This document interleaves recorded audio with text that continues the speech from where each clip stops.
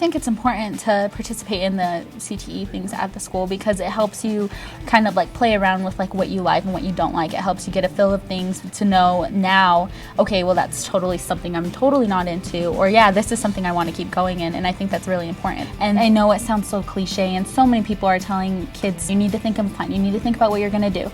And if I could have, I would have went back and thought about this more, thought about it more in depth, because even when you're a junior, you think, okay, I have one more year. No, it comes so fast. For other students, I think it's beneficial for them to take advantage of these programs, take advantage of these classes, because it's going to help you. So what I really hope to end up doing is becoming a business teacher in a high school and going back down to the Navajo Reservation and teaching there and trying to make a difference there.